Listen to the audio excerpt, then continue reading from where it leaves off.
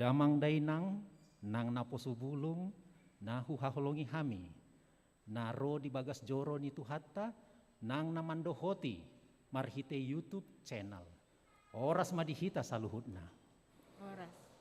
Gorna ni minggutta sadarion ima minggu judika namandok luluhon au ale Jahoba. Topik ni minggutta ima Kristus do padang si tujuan. Manang Kristus adalah tujuan iman kita. Adorang ita puka perminggota martang yang nahohom mahita.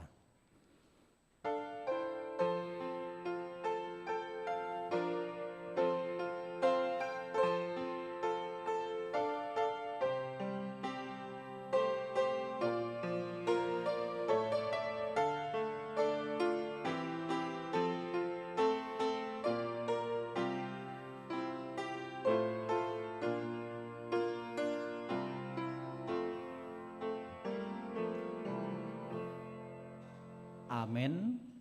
Marede mahita sian buku ende nomor 110 pitu ayat sada sahat rodi ayat 2.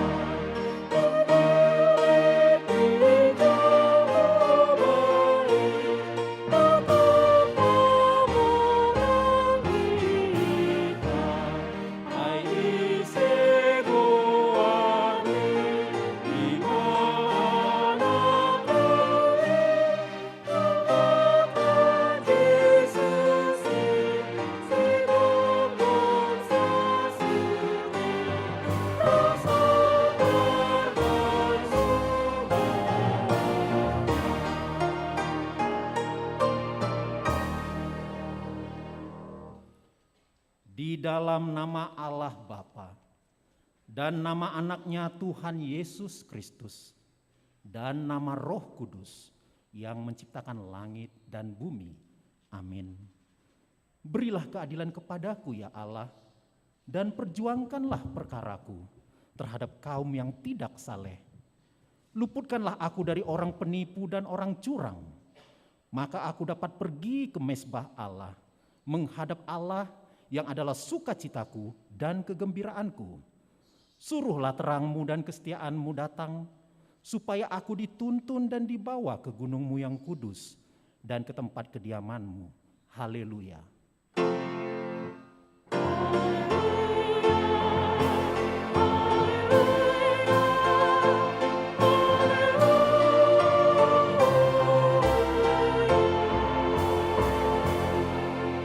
Kita berdoa.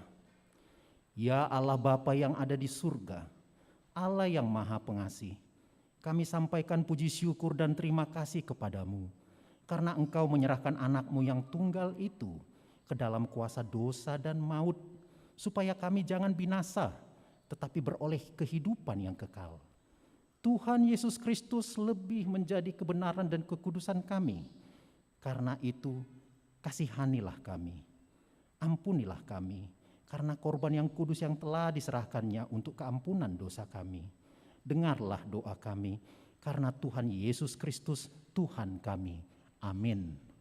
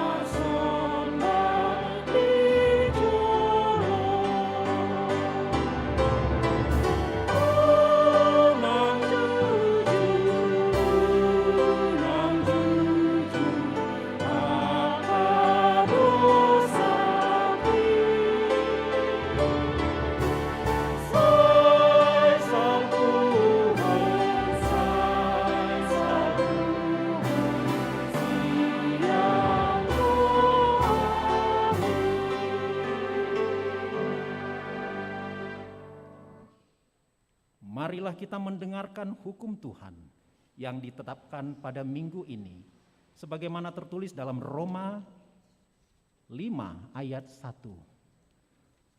Sebab itu kita yang dibenarkan karena iman, kita hidup dalam damai sejahtera dengan Allah, oleh karena Tuhan kita, Yesus Kristus.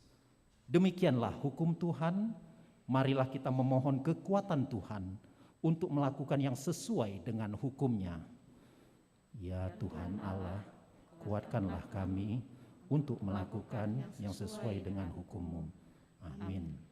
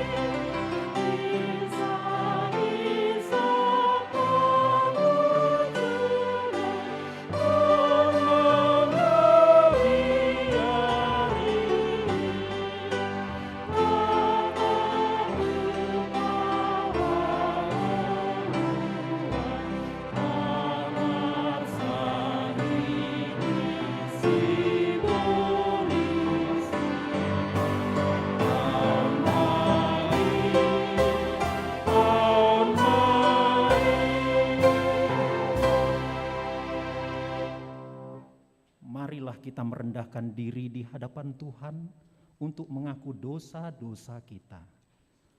Ya Allah Bapa kami yang di surga, Engkau mengampuni dosa kami orang yang hina dan tercela ini di dalam anak kesayangan-Mu. Kasihanilah kami, orang yang berduka cita yang berdosa ini.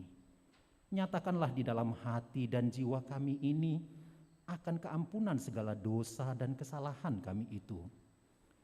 Karuniakanlah Roh Kudus bagi kami untuk memberi kekuatan, keteguhan, dan ketetapan hati, supaya iman kami tidak tergoyahkan. Bimbing dan ajarlah kami ya Tuhan, agar kami benar-benar dan sungguh-sungguh menyerahkan hati, diri, dan jiwa kami kepadamu saja, sebagai korban yang hidup dan kudus, oleh sebab anak-Mu, Yesus Kristus Tuhan kami. Amin. Marilah kita mendengar janji Tuhan akan pengampunan dosa kita. Namun jika seorang berbuat dosa, kita mempunyai seorang pengantara pada Bapa, yaitu Yesus Kristus yang adil, dan Ia adalah pendamaian untuk segala dosa kita. Dan bukan untuk dosa kita saja, tetapi juga untuk dosa seluruh dunia. Kemuliaan bagi Allah di tempat yang maha tinggi. Amin.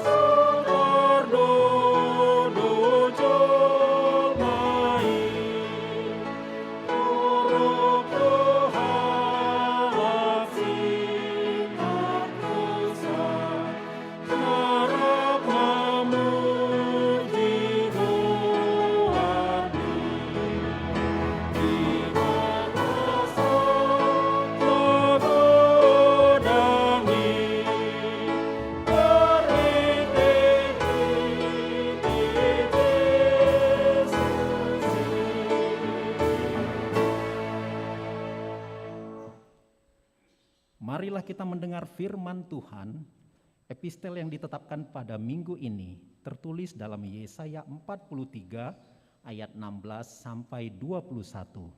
Kita membaca bergantian. Beginilah firman Tuhan yang telah membuat jalan melalui laut dan melalui air yang hebat. Yang telah menyuruh kereta dan kuda keluar untuk berperang, juga tentara dan orang gagah mereka terbaring. Tidak dapat bangkit, sudah mati, sudah padam sebagai suhu. Firman-Nya, janganlah ingat-ingat hal-hal yang dahulu, dan janganlah perhatikan hal-hal yang dari zaman purbakala. Lihat, aku hendak membuat sesuatu yang baru, yang sekarang sudah tumbuh. Belumkah kamu mengetahuinya? Ya, aku hendak membuat jalan di padang gurun dan sungai-sungai di padang belantara. Binatang hutan akan memuliakan aku, serigala dan burung unta, sebab aku telah membuat air memancar di padang gurun dan sungai-sungai di padang belantara untuk memberi minum umat pilihanku. Umat yang telah kubentuk bagiku akan memberitakan kemasyuranku. Demikianlah firman Allah.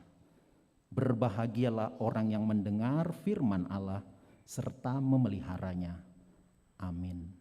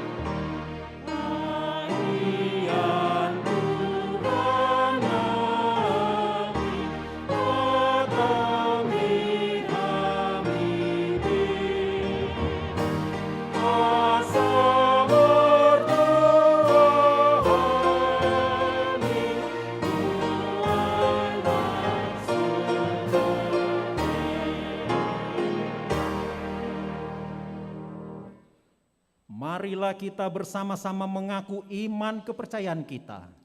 Sebagaimana teman-teman seiman di seluruh dunia, kita bersama-sama mengucapkannya.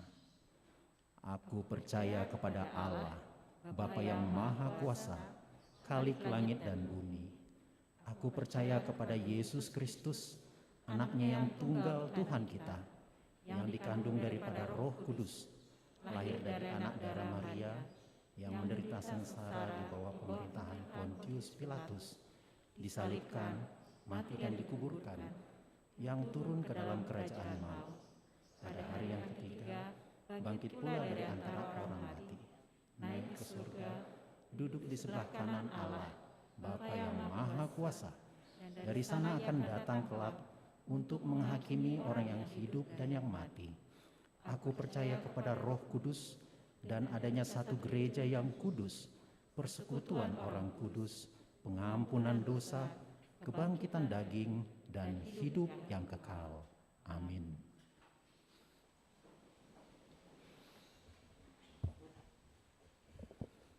Salam. Salam. Warta gereja minggu ini, Minggu Judika 3 April 2022. 1. Jemaat yang meninggal dunia.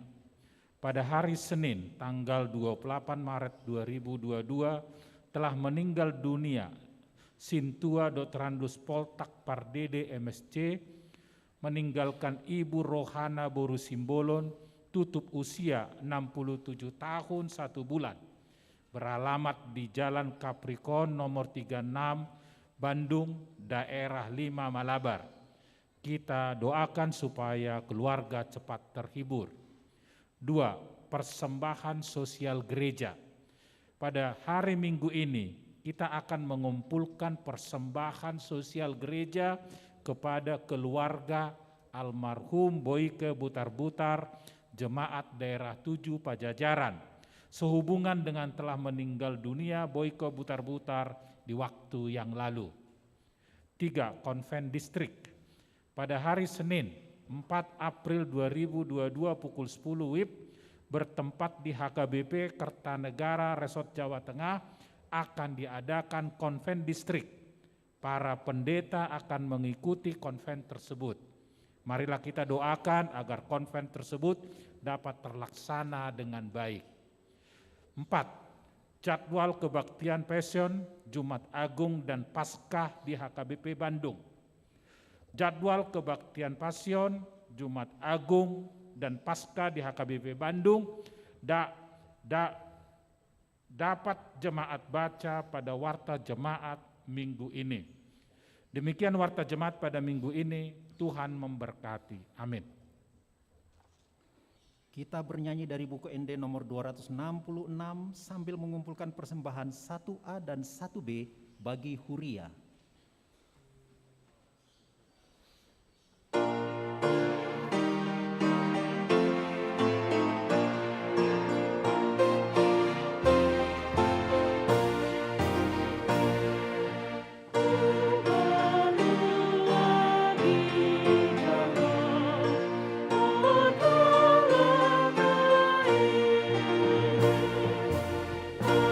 Di halumu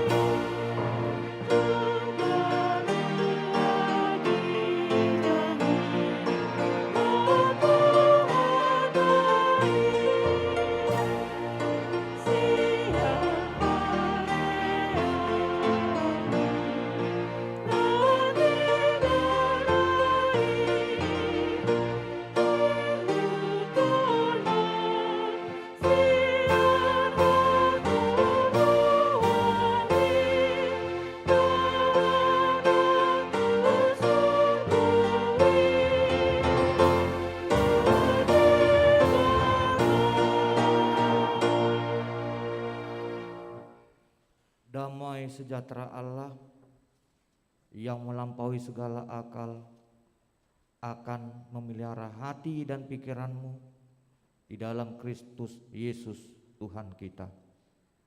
Amin. Selamat hari Minggu bagi kita semua.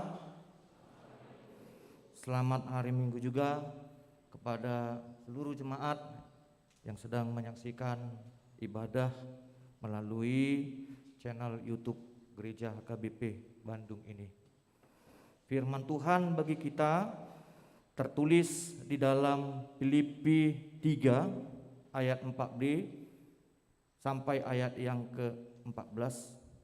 Demikian dikatakan, jika ada orang lain menyangka dapat menaruh percaya pada hal-hal lahiria, aku lebih lagi.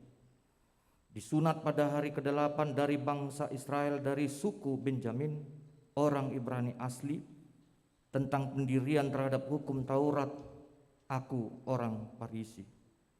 Tentang kegiatan aku penganiaya jemaat, tentang kebenaran dalam mentaati hukum Taurat, aku tidak bercacat. Tetapi apa yang dahulu merupakan keuntungan bagiku, sekarang kuanggap rugi karena Kristus. Malahan segala sesuatu kuanggap rugi karena pengenalan akan Kristus Yesus Tuhanku lebih mulia daripada semuanya itu.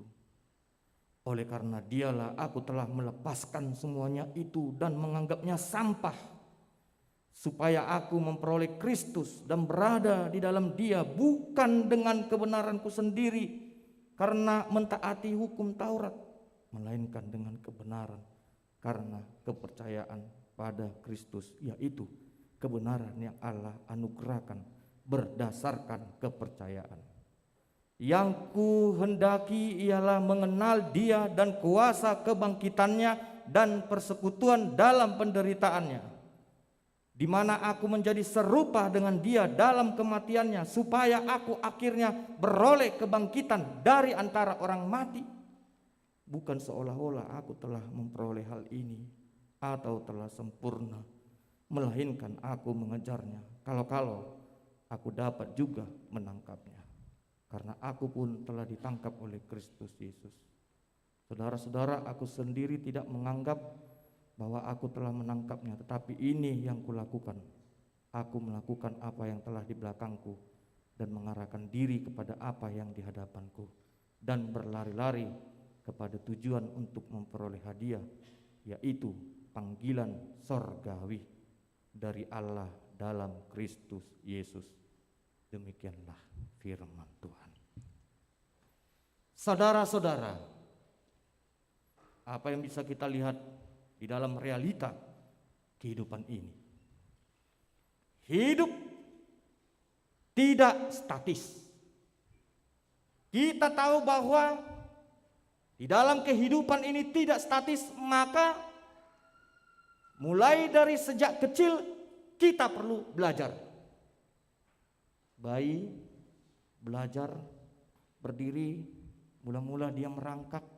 Sewaktu dia berdiri, dia pasti akan jatuh berulang kali. Demikian juga ketika dia sampai ke dewasa, masa dewasa, dia juga belajar untuk meningkatkan kualitas diri. Demikian juga sampai tua, dia belajar untuk membangun ketabahan supaya dia mampu merelakan segala sesuatunya untuk mampu menghadap Sang Kali. Artinya bahwa hidup kita ini perlu belajar, karena kita tahu tidak statis. Tetapi ketika kita menjalani hidup ini, kita perlu mengisinya supaya tidak merasa monoton. Kita mengisinya dengan cara melakukan pelayanan-pelayanan kemanusiaan, peduli kepada orang-orang yang membutuhkan pertolongan dengan kita. Bahkan kita bertakwa, melaksanakan ibadah-ibadah sesuai dengan aturan-aturan yang diaturkan agama dan keyakinan kita masing-masing. Ada juga orang yang mengatasi, saudara-saudari, hidupnya supaya tidak terasa monoton dan membosankan dengan melakukan hal-hal yang inovatif, melakukan perbaikan-perbaikan di dalam bidang kehidupannya maupun di dalam kehidupannya sendiri. Nah, itu juga yang dilakukan oleh Rasul Paulus. Dia berubah. Dan di dalam perubahannya itulah dia menemukan siapa dirinya. Dia membangun kualitas dirinya. Waktu dia melakukan perubahan itu, disitulah dia merasakan bahwa dia tidak mampu berdiri dan hidup tanpa Yesus Kristus. Bukan hanya Paulus, tetapi seluruh manusia tidak bisa terlepas dari Tuhan Yesus Kristus. Sebab Kristuslah yang memulihkan hidup kita, memulihkan hubungan kita dengan Tuhan, memulihkan hubungan kita dengan sesama kita. Atas dasar apa Tuhan memulihkan? Jawabannya adalah karena kasih. Itulah dasar Tuhan Yesus merubah kehidupan lama manusia yang selama ini hidup di dalam kebencian, dendam, dengki, dan iri hati. Yesus membangun kehidupan baru manusia dengan cara melakukan pengampunan. Saudara-saudari, kita dapat belajar dari pengalaman Rasul Paulus ini, di mana dia mengimani bahwa Kristus adalah tujuan iman kita. Tanpa Kristus kita tidak akan pernah mendapatkan kedamaian. Saudara-saudari, saat kita saling melukai satu sama yang lain, disitulah Tuhan Yesus hadir untuk membawa perdamaian. Di dalam perubahan hidup Paulus, disitulah kita disadarkan, bahkan saat ini di tengah-tengah dunia yang penuh dengan kekerasan, bahwa kekerasan justru akan membawa kepada penderitaan. Kita perhatikan sekarang perkembangan peperangan Rusia dan Ukraina. Saya sangat tertarik sekali menghayati lagu yang dinyanyikan seorang anak Ukraina bernama Amelia Anisovich, ya, dengan judul lirik lagunya I Draw My Life. Jadi di dalam lirik lagu itu dikatakan bahwa dunia kekerasan itu katanya dapat menghilangkan masa depan hidup manusia.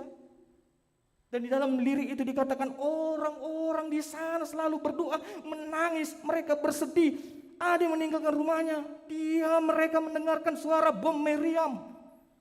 Dan suara bom itulah yang memecahkan kesunyian. Dan disitulah mereka sadar bahwa kekerasan tidak akan memberikan harapan, kebahagiaan bagi hidup manusia. Saudara-saudari, apa yang kita dapat saat kita melukai orang lain, saat kamu melukai saudara-saudaramu? Apa kita mendapatkan ketenangan jiwa? Apakah kita mendapatkan ketenangan batin saat kita melihat orang-orang yang terluka, disakiti, bahkan kita tega membuat dia meninggal dunia? Tidak. Saudara-saudari, bayangan kesakitan dan kematian orang yang kita lukai itu akan terus mengganggu pikiran kita. Akan terdapat rasa bersalah, rasa menyesal saat kita menyakiti hati sesama kita. Dan Tuhan Yesus mengajarkan kita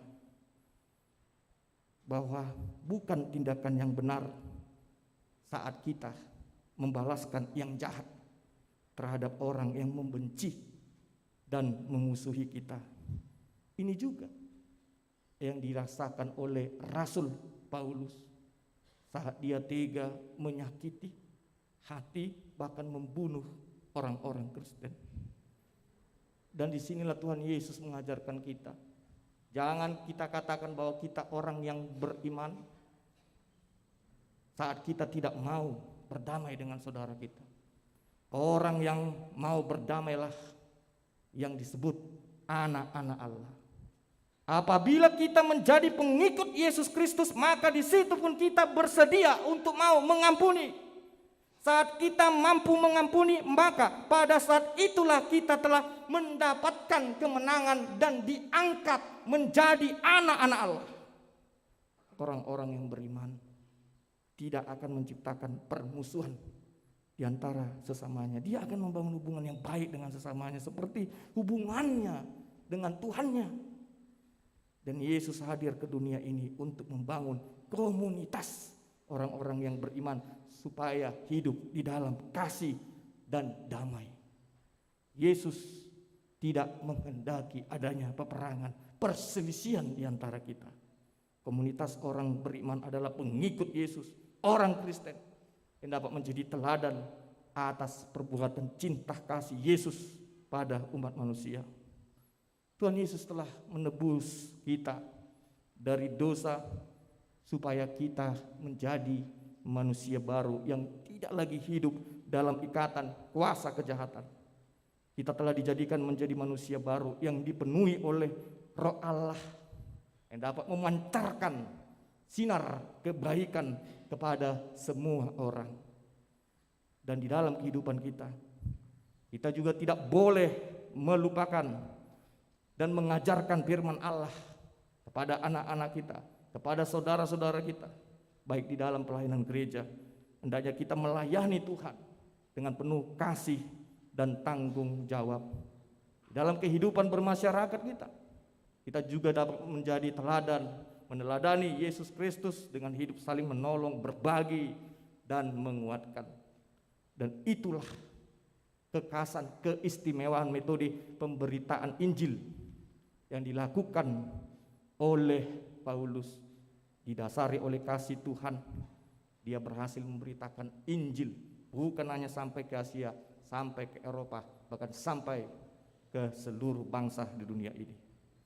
Bukan karena bersumber dia mampu membentuk kekuatan militer, perang, dan pengumpulan massa yang menjadi keberhasilan pemberitaan Injil, tetapi dasarnya adalah kasih Yesus. Dan itulah menyebabkan Injil diterima oleh seluruh umat manusia di dunia ini. Dari nas khotbah ini kita akan melihat bagaimana pandangan Paulus terhadap pemanggilan orang Kristen sebagai orang yang beriman, dipanggil untuk meneladani cara hidup Kristus sekaligus menjadi teladan kehidupan bagi dunia. Saudara-saudari, dari nas khotbah ini kita dapat mengetahui kesaksian Rasul Paulus. Sebelum Paulus bertobat, namanya Saulus. Dia adalah orang Yahudi yang berasal dari suku Benjamin. Dia sangat fanatik terhadap hukum Taurat. Kefanatikannya dia tunjukkan dengan melakukan seluruh hukum Taurat, bahkan memiliki semangat yang berkobar-kobar untuk menganiaya dan membunuh orang Kristen yang memiliki perbedaan pendapat dengannya. Suatu ketika Paulus berjalan ke Damsyik dan dia mengalami pengalaman rohani yang mengubah totalitas hidupnya. Allah memilih rencana untuk menetapkan dan mengutus Saulus. Saulus mengalami pertobatan setelah berjumpa dengan Tuhan Yesus. Dan disitulah Saulus menyaksikan dan percaya kepada Yesus sebagai Tuhan dan Juru Selamat. Kisah pertobatan Saulus ini bisa secara lengkap kita baca di dalam Kisah Para Rasul 19. Setelah mengalami pertobatan, Paulus pun mengalami dan meyakini bahwa Yesuslah yang menetapkan dirinya untuk bersaksi dan memberitakan Injil. Dan Rasul Paulus mengatakan, akan tetapi segala sesuatu yang dahulu menguntungkan aku, sekarang kuanggap rugi karena Kristus. Dan segala sesuatu yang kuanggap rugi dibandingkan dengan pengenalan akan Yesus Kristus Tuhanku yang jauh lebih berharga dari apapun. Artinya saudara-saudari, bagi Paulus semua yang pernah dimilikinya dahulu sebagai seorang ahli Taurat Yahudi, yaitu jabatan, harta, dan kehormatan, semuanya itu dia anggap sampah, tak berguna. Harta duniawi itulah yang dirasakan oleh Rasul Paulus yang membutakan dia, sehingga dia dikuasai oleh roh kejahatan. Demi memperoleh harta dunia ini, Paulus tega melukai dan membunuh orang-orang Kristen. Saudara-saudari, janganlah kita mau tergoda untuk memiliki seluruh harta di dunia ini saat kita terlalu fokus mencari dan mengejar pujian dari dunia ini, maka pada saat itu jugalah kita akan jatuh ke dalam kesombongan. Kita tidak akan lagi mau peduli dengan kehidupan sesama kita. Kita akan memegahkan diri kita. Kita tidak akan mampu melihat nilai-nilai kebaikan di dalam dunia sekitar kita. Ibarat sebuah kisah, sebongkah emas yang bertemu dengan sebongkah tanah. Emas berkata pada tanah, coba lihat dirimu, suram dan lemah. Apabila apakah engkau memiliki cahaya mengkilat seperti aku? Kemudian tanah pun menggelengkan kepalanya dan menjawab, aku bisa menumbuhkan rumput, menumbuhkan pohon-pohon. Aku bisa menumbuhkan tanaman dan banyak lagi yang lain. Nah, apakah kamu bisa seperti aku? Emas pun terdiam 1000 bahasa.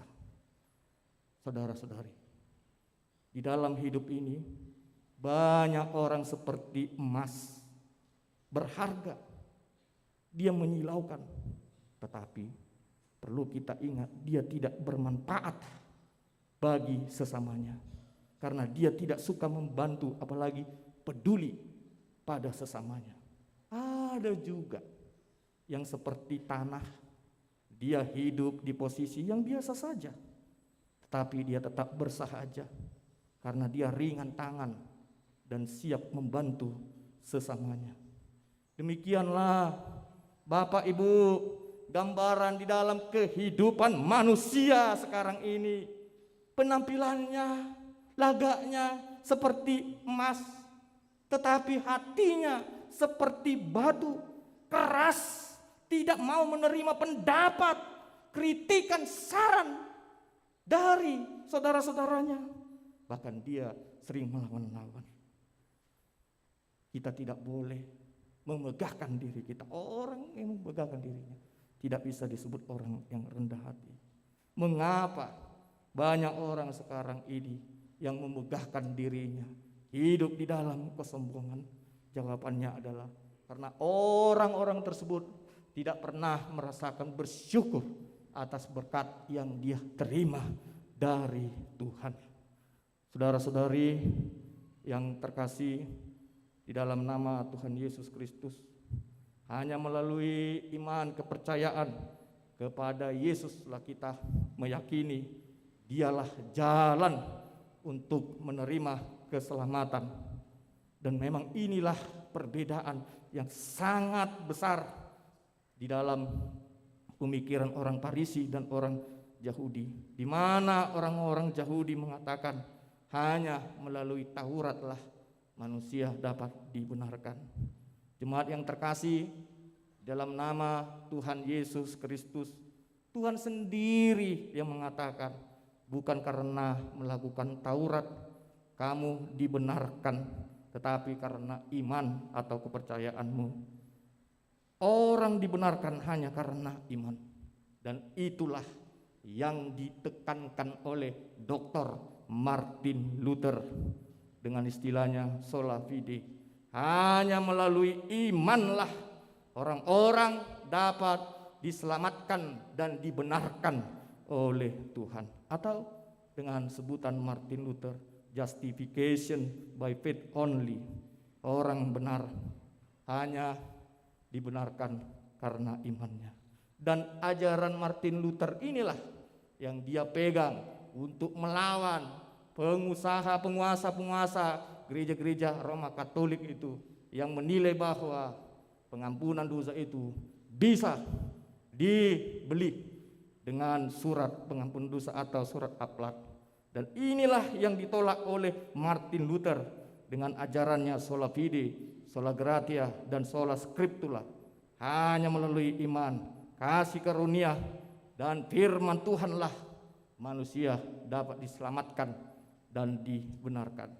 Dan Paulus menunjukkan, jika kita lihat di dalam naskah khotbah ini, keseriusan dan komitmennya sebagai hamba Tuhan Dia selalu memegang imannya. Dia tidak mau tergoda, bahkan dia tidak mau terpancing untuk meninggalkan imannya. Kualitas iman seperti inilah yang Tuhan minta bagi kita saat kita bersuka cita, bahkan saat kita mengalami masa-masa yang sulit. Kita tidak boleh melupakan Tuhan. Dan jika kita lihat untuk mengembalakan jemaat-jemaat Filipi pada saat itu, Rasul Paulus mengajarkan keteladanannya supaya jemaat-jemaat di sana tetap mau setia untuk percaya kepada Tuhan Yesus Kristus. Memang saudara-saudari, ini adalah pekerjaan, perbuatan yang sangat susah dilakukan. Memang kita tahu tidak ada yang sempurna di dalam beriman kepada Tuhan. Kita manusia hidup di dunia ini, banyak dan beragam kita menghadapi masalah-masalah. Mungkin masalah itu datang karena kita tidak mampu mempertahankan atau tidak mampu menguasai diri kita. Oleh karena itu, saudara-saudari, di dalam ketidaksempurnaan kita itu, kita juga dituntut untuk mau berjuang.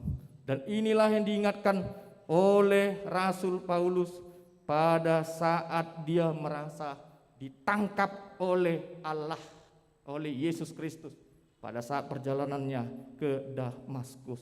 Sebenarnya Saulus berencana untuk membunuh orang Kristen, tetapi Tuhan Yesus berkata lain.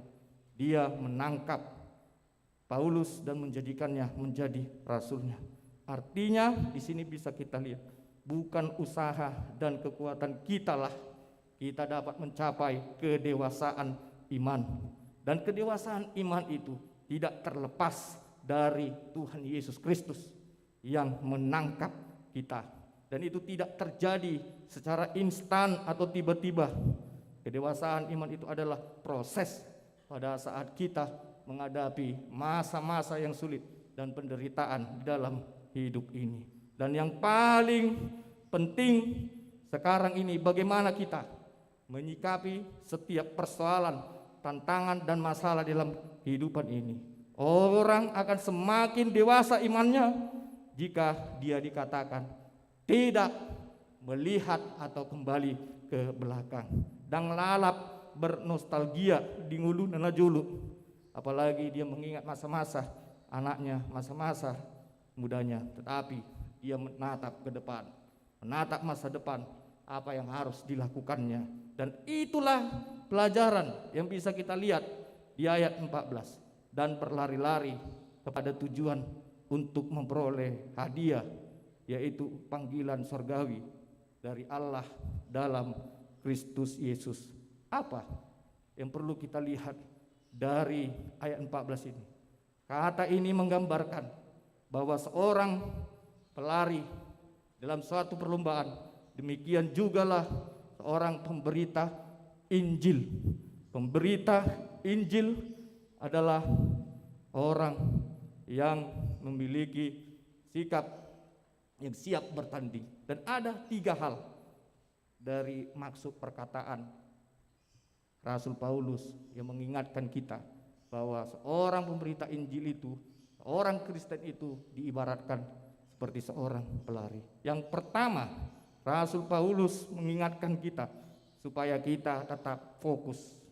Kalau seorang atlet itu masuk ke dalam pertandingan, maka dia harus bertanding begitu rupa sampai memperoleh hadiah, karena memang hanya 1 orang saja yang akan mendapatkannya. Siapa yang siap dan fokus pada tujuan, berarti dia telah siap datang ke pertandingan itu. Tetapi jika seorang atlet akan dipenuhi keraguan, sudah tentu kita bisa menilai dia pasti akan kalah. Fokus atlet adalah saya memenangkan pertandingan karena saya yakin saya mampu, saya memenangkan pertandingan. Karena apa? Karena saya sanggup menyelesaikannya. Yang kedua, jika Seorang atlet sudah berpikir untuk fokus, bagaimana dengan kita? Saya percaya saat kita tengah berada dalam situasi yang sulit, apa yang menjadi kekuatan kita? Mungkin ada di antara kita yang pernah berusaha, berjuang dengan kekuatannya sendiri. Tetapi pada akhirnya kita juga harus mengatakan, saya rupanya memiliki kelemahan, memiliki keterbatasan, dan mergugu. Kita memiliki batasan kemampuan. Alani ima tado ikon masih gantung dohita ke Tuhan. Kita harus gantung hidup kepada Tuhan. Yang kedua, Paulus mengatakan supaya kita tekun, manang girgir. Ketekunan adalah sebuah modal penting bagi seorang atlet.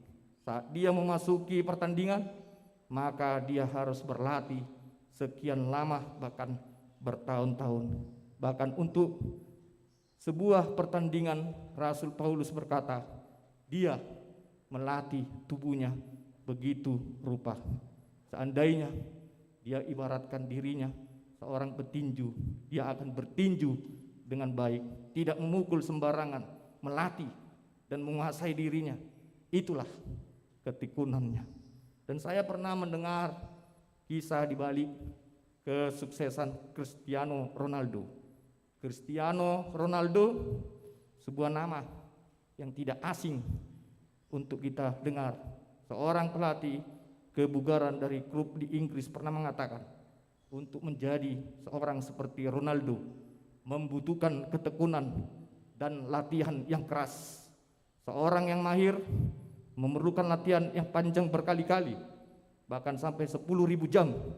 Ronaldo melakukannya berlatih sepak bola selama hidupnya.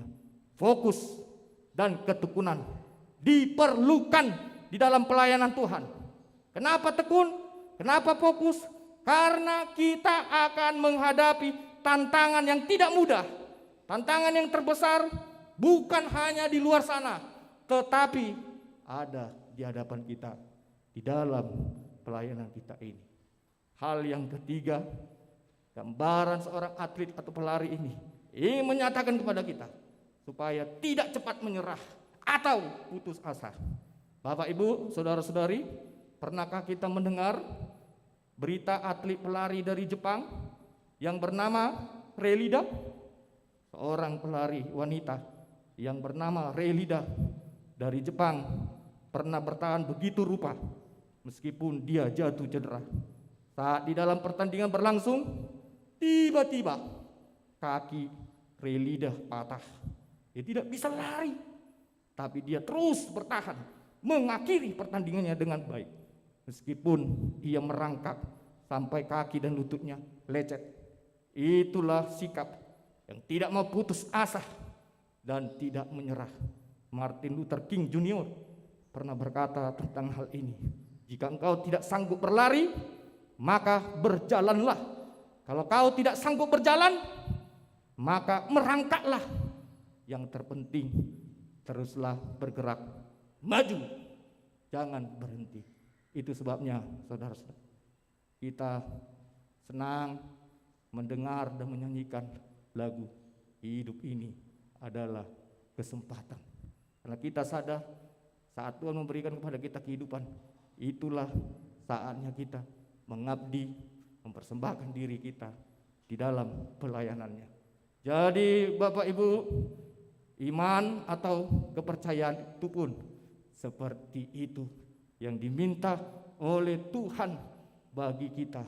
Kita jangan hidup terus berpikir, membayangkan masa-masa lalu kita, tapi kita harus berfokus dan melihat masa depan kita.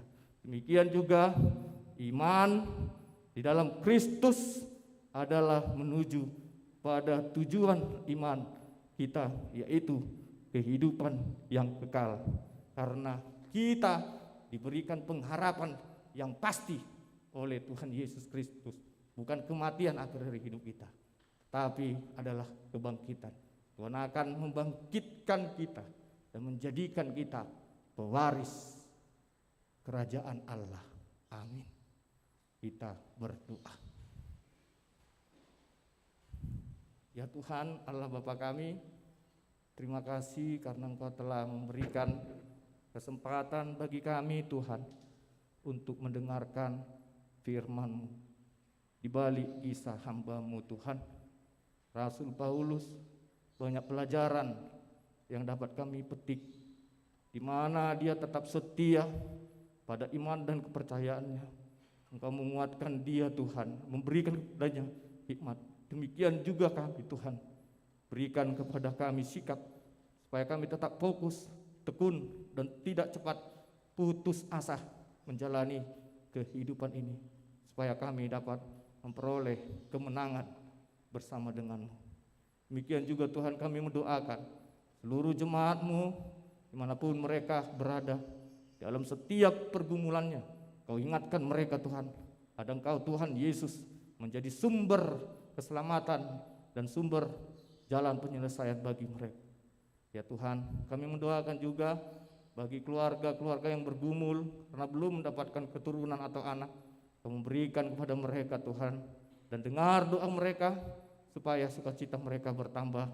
Demikian juga Tuhan bagi para pemuda, pemudi yang belum mendapatkan jodohnya, kiranya Kau berikan Tuhan supaya mereka juga dapat membangun rumah tangganya. Ya Tuhan Allah Bapa kami, demikian juga jemaat yang bergumul karena masalah ekonomi, kebutuhan hidupnya Engkau cukupkan Tuhan.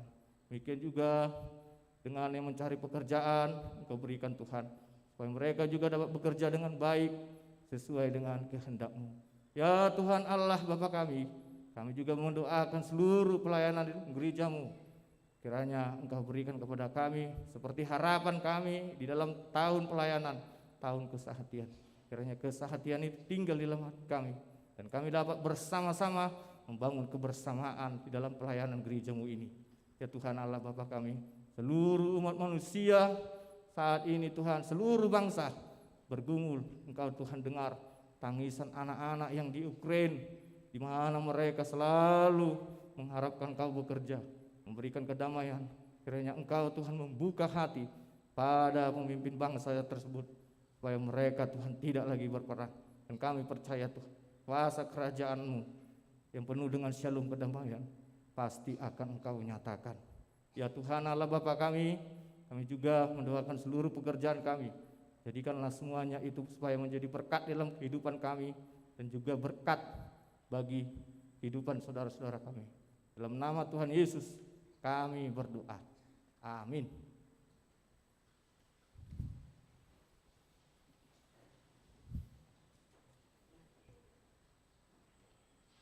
Saudara-saudari, kita dapat bernyanyi dan memberikan persembahan kita. Yesus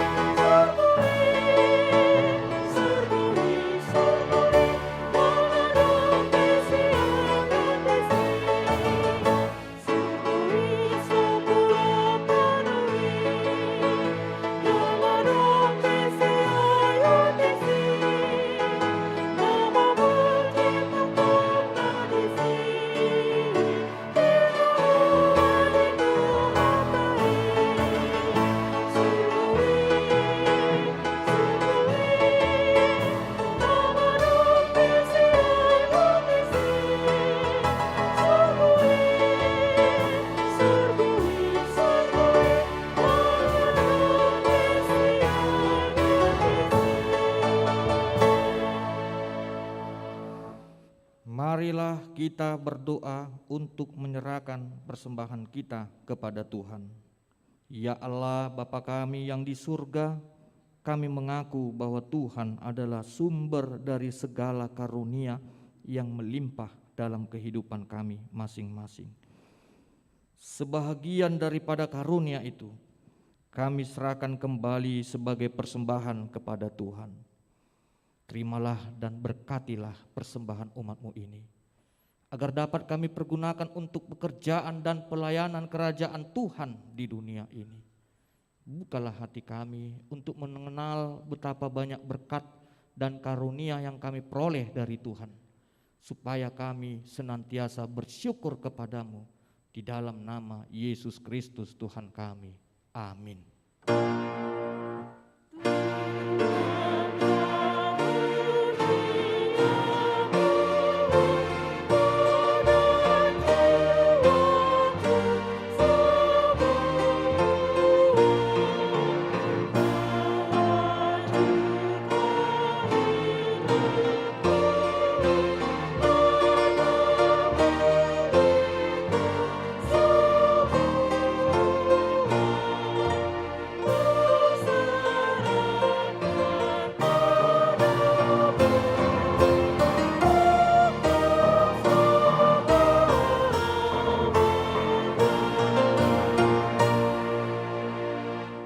Bapa kami yang di surga, dikuduskanlah namamu, datanglah kerajaan-Mu, jadilah kehendak-Mu di bumi seperti di surga. Berikanlah kami pada hari ini makanan kami yang secukupnya, dan ampunilah kami akan kesalahan kami, seperti kami juga telah mengampuni orang yang bersalah kepada kami. Dan janganlah membawa kami ke dalam pencobaan, tetapi lepaskanlah kami daripada yang jahat.